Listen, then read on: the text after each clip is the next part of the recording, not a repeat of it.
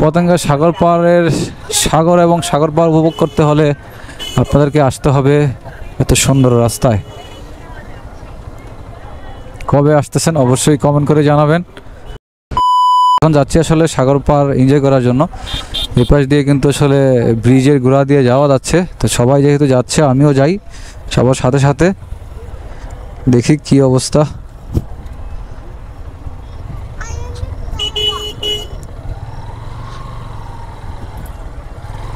রাস্তাটা তো বেশ ভালোই দেখতেছি।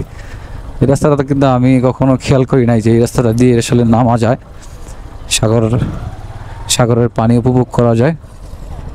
ওয়াও, ভালো লাগলো। দেখি এইভাবে আমি এখন পুরো সাগরের পাড়টা আপনাদেরকে দেখাবো।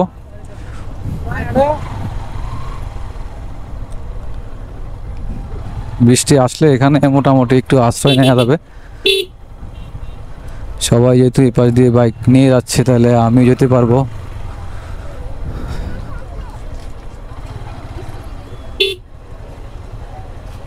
ওয়াও, এদিকে কি আসলে কি এখন কি ভাড়া চলতেছে নাকি? আরে ভাই, এত পরিমাণ মানুষ! ভালোই তো আসলে এই সাগর এবং সাগর পাড় উপভোগ করার জন্য বহুত মানুষ আসছে। প্রচুর মানুষ, প্রচুর মানুষ। সবাই সবার মতো করে এনজয় করতেছে, বেশ ভালো লাগতেছে।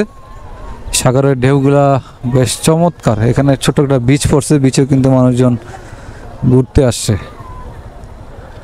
আর সাগর পাড়ে মানুষজন ছবি তুলতেছে যার যার মতো করে।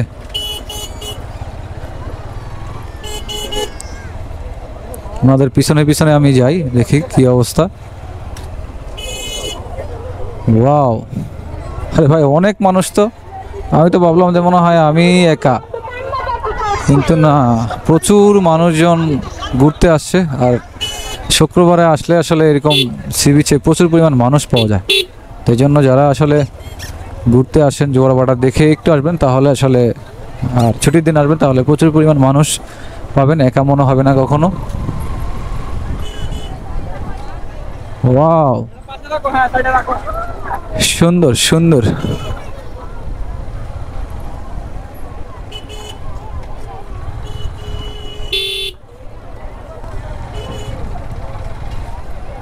মনে পতেঙ্গা সাগর পাড়ের সাগর এবং সাগর পাড় উপভোগ করতে হলে আপনাদেরকে আসতে হবে এত সুন্দর রাস্তায়। কবে আসতেছেন অবশ্যই কমেন্ট করে জানাবেন। ভালো থাকবেন সবাই, আল্লাহ হাফেজ।